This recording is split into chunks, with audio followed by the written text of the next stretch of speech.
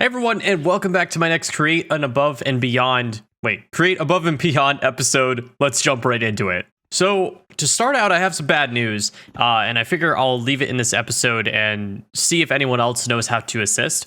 I started up my world. I actually started recording this episode, and then my computer crashed, unrelated reasons, and then I couldn't start my world up anymore, and I could only start it up without Optifine installed. If I started up with Optifine, I load into just a world that's completely invisible. No idea how to fix that. I've deleted shaders, I've reset settings, everything, nothing was working. So I figured we'll go with this episode without a shader pack, which I don't think will be the worst considering that we've done a large chunk with shaders. So the concept will still work. But yes, let's jump into what we're going to accomplish this episode. So to get started, our goal is to complete chapter 3. I believe, chapter 3. Now, a little ambitious. We'll see if we actually get to that point in this episode, just because I'm not too sure how long a lot of these steps are going to take. But I do want to add one clarification into this, and that is that we went ahead and fooled around with the slimy ferns here. So the green, the blue, and the purple ones here. And we collected all three of them, and then I said we only need the slimy one. Now, we actually need the blue and the purple one as well, and that is so that we can make ender dust and we can make bone meal. The green one, which we did in the last episode, makes gunpowder, and I also want to clarify that we don't need a mob farm. A mob farm is a replacement. Instead of this fern contraption, you could just harvest mobs to collect all three of these items. For us, we're just going to do the ferns because we've already collected them, so we just have to build 2 more machines to actually auto-generate these items. Now, the idea is once we go ahead and get ender dust and we have our singularities, which we built in the previous episode, we need to make a controlled explosion with TNT, and that will actually go ahead and create, I believe, quantum entangled singularities. Now, that will be interesting because I have no idea on how to do that, and then we're going to fool around with some bone meal to turn them into chromatic singularities, which hopefully we can get to at least that stage in this episode. Now, let's just jump in. We're going to go ahead and start with just an ender dust contraption that generates ender dust, because I think that is something that we kind of need to do before we attempt to explode it.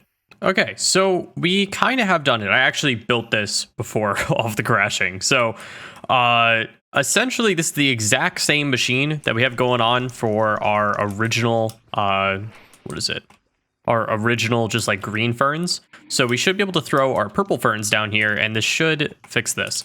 So if I throw it into our contraption here, it's going to go into an area on a depot where it's going to be cut into 2 of the ferns. I believe it's like the cut ferns. Then one is going to fall down into this depot, and it's going to fall into the fire, be smelted, go back as a fern. The other one will go over here. So we'll just wait for a sec. There you go. The other one's going to go over here.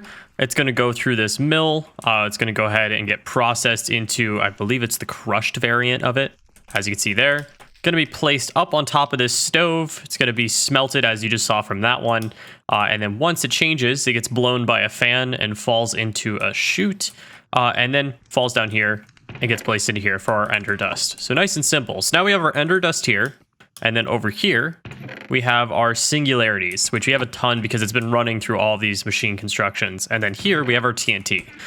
Now, this is where it's going to get a little interesting, because I think I need to make something that's going to place TNT, and then another thing that's going to auto-light the TNT.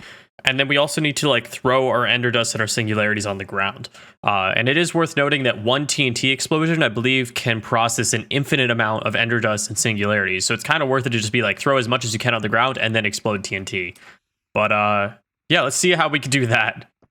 All right, it's been a while. This is going to be a very short episode. I'm warning everyone now, because there's been a lot of off-camera just craziness. I think I'm now 4 hours into this episode, and I think I probably only have about 3 minutes of footage. But here is maybe a working system with singularities and ender dust coming together with a working explosion that then gets picked up from a smart chute, theoretically. And I've tested it once. It did work. It made quantum entangled singularities, but I want to show you the madness behind all of this. Now, I can't take full credit for this in any way, shape, or form. I have to give a huge thanks to Rage, because he has helped me out through Discord, because I tested so many different ways of building this, and I could not figure out how to like automate it. I knew how to make it manual, but of course the whole idea of create is to automate everything. So he's brought in a ton of knowledge. I'm gonna link his channel and the video that he uses a similar system inside of the description. Please go ahead and check him out, because without him, I don't think I would have automated this in this video. I probably would have given up pretty soon. Also, huge thank you to everyone in the Discord, or in my Discord, because I know you guys are trying to help me out as well. And actually, one of you guys directed me over to Rage, which is really cool. But let's go through this process. So over here, I'm just pulling my singularities out of this chest. Let's start here, and I'm piping them up, going through an andesite belt funnel, and putting them in an oak drawer that contains a bunch of singularities. Now, same thing happens with ender dust, but it's going into another oak drawer right here. And then over here, we have our TNT that's just being pumped up, going into a depot, falling down, and being placed into a dispenser. Much better. I realized that I actually never put the funnel to output these guys again. But you can see they're going in here and falling in the dispenser, and then just being set down here. Now, what we're doing over here is we have these brass funnels that are set to 64. So it needs 64 or a stack of an item before it's allowed to pull it out of said depot. Now, once those stacks have been placed, one stack will be placed onto this depot and another one will be placed on the other depot. These stockpile switches are set to detect once a stack has been placed onto this depot. And once it has, it basically cancels its redstone signal to this redstone link for a split second while these items are on this depot, which activates a single piece of TNT to be deployed, which will be lit because it's coming out of a dispenser, and then placed onto the ground. Now, the reason that works is this little tiny little red wire, which is a red alloy wire, which is just placed below these stockpile switches that allow for this entire contraption to work. Now, I also have a smart chute, as you can see in the water down here. And this smart chute is underneath where the singularities are going to hit the water. And once it goes ahead and changes to the items that we need, it drops into this chest, which is where we will begin the rest of this process. So to show this all in action, I've removed a bunch of power strips. So if we put this on here, it'll start to put our singularities back. And if we put this, it's going to put our ender dust back. And I'm going to have to run away mid this whole entire thing going so I don't kill myself. But we'll wait a second just in case, or just until a stack is placed in here. You can see we're at 46, 47. There you go. You can see our singularities have now been placed onto one depot. Now we're just waiting for our ender dust. And there you go. Ender dust was placed. Both the items fell down there. TNT has been placed. It explodes. It turns into our items and falls through the chute down here. And then if we check down in this chest, we now have all of our items. I realized I was almost correct. Very close. So I did just realize I was close. Essentially, it seems like the water was throwing off the items falling into the smart chute. So we're going to have to play with this a little bit more. So one thing is that we filled about 2 double chests now with quantum entangled singularities. So we're going to probably fill this next chest when we try this again, because it just makes so many. But what we've done here is we've changed the direction of the dispenser. So it's going to deploy into water and explode here, but the explosion should go over to the smart chute area and then also convert that as well. So we got to fix these cogwheels once again. All right, moment of truth. Those items have been placed there. TNT goes off. This might work. I think we just filled it. Let's see. So it is placed above the smart chute. And then if I take these guys out, there we go. And it's filling it all in. Oh, it's perfect. So that means we actually did this. Now, the one thing that you are noticing right now is that we make a lot of these quantum entangled singularities. So we might have to build a system to actually shut this entire system off once we have a certain amount, because we now have 1, 2, about 3 chests full of these guys, and we're still producing more, as you can see. But for the time being, this works.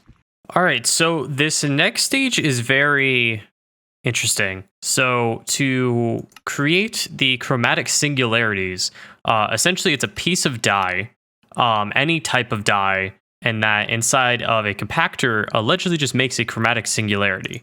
Now, what we need is once we make the chromatic singularity, we're going to run those chromatic singularities through crushers because we want the magenta paintballs, but it has a chance to create all these other different colors. Now, the magenta paintball we could take 4 and then create chromatic compounds from that. But the problem is that these other colors, there is not really a use, but you can drain them, and it will turn into different colors until it eventually turns into magenta.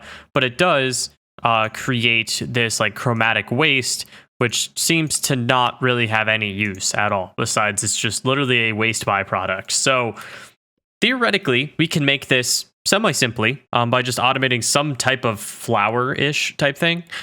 Just for dye, besides white dye, we can't use that. And then just disregarding everything else and throwing it into the lava if we really wanted to. Or we can use this byproduct to kind of make more magenta dye to go to color or go to chromatic compounds.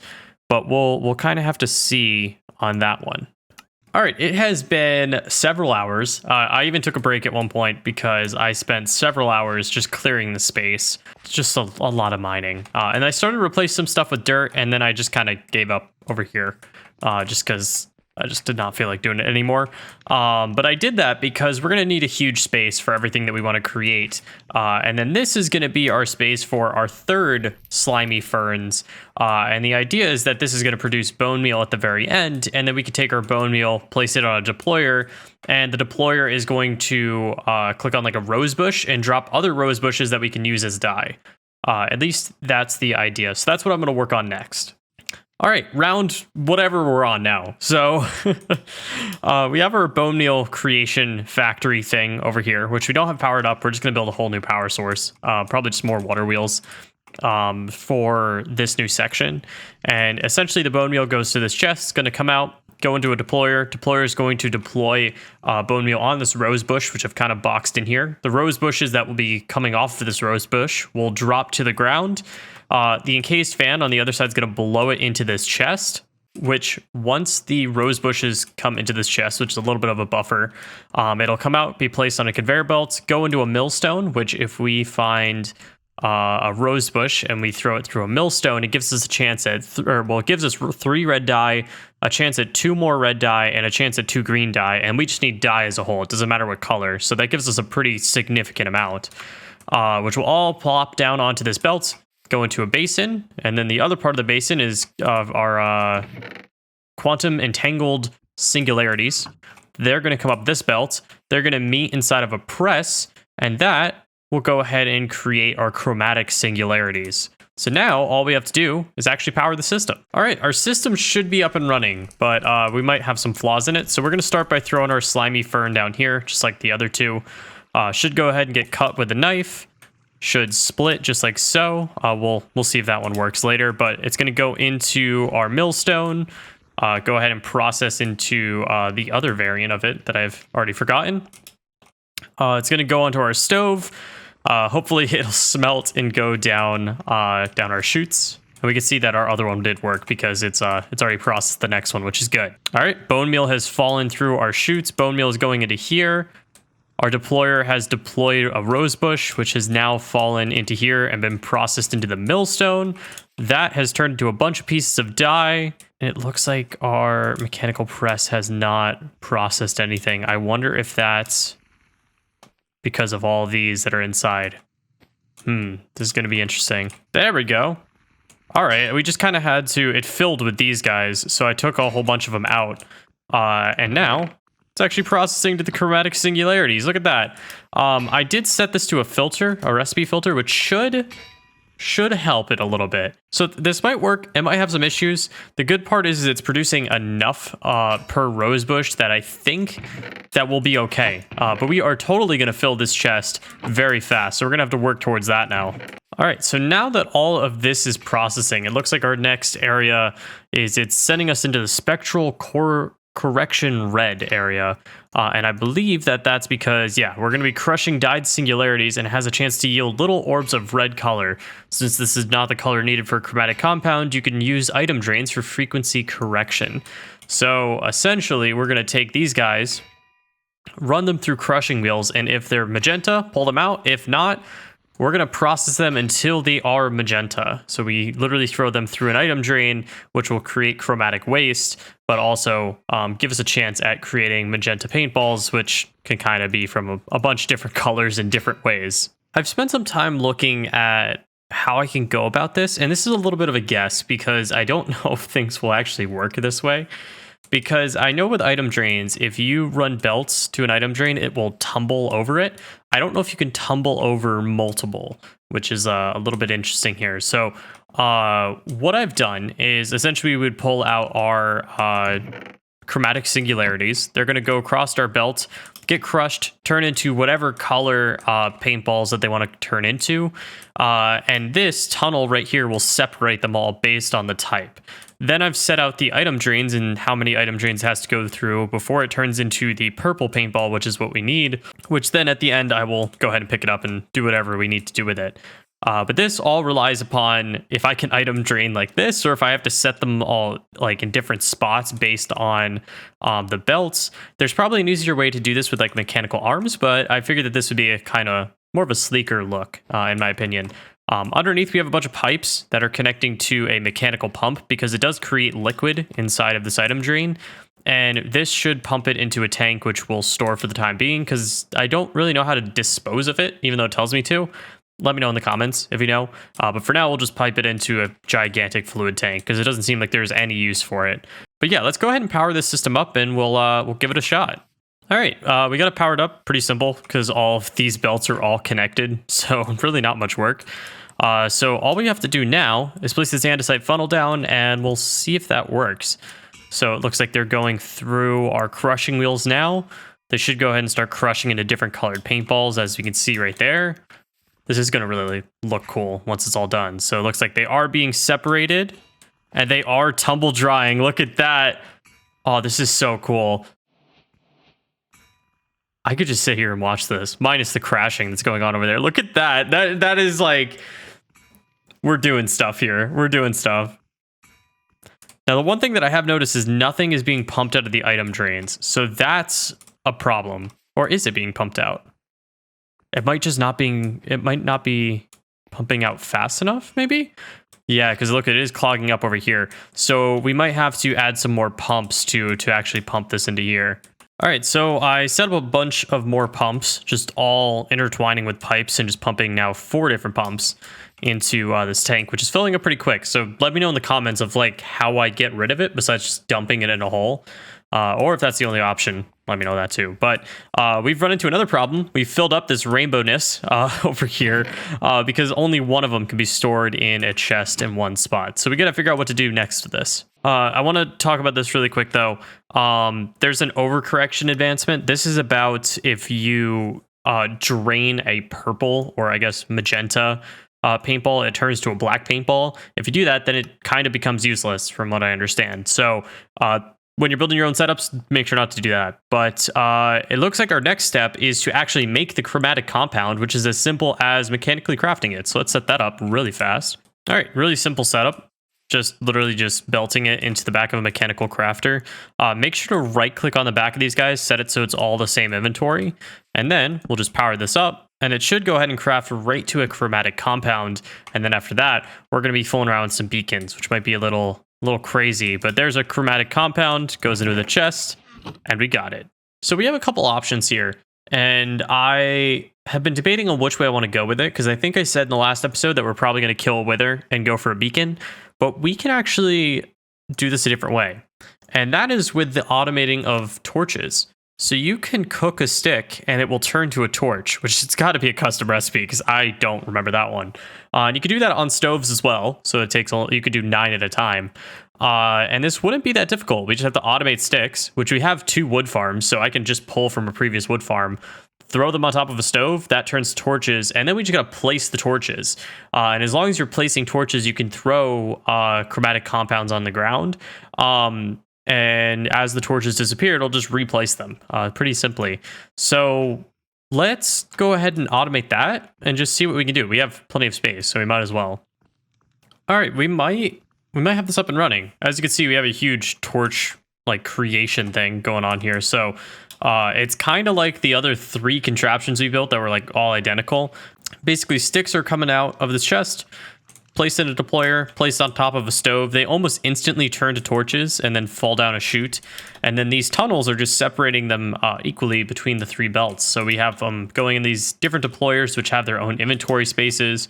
And then they're all getting placed around this chest that has our chromatic compounds in there. So if we place our funnel, it will place a chromatic compound down. And as soon as one of them goes invisible, I realized I never actually connected one of the deployers, but you can see just like that, ooh, we actually did screw this up a bit.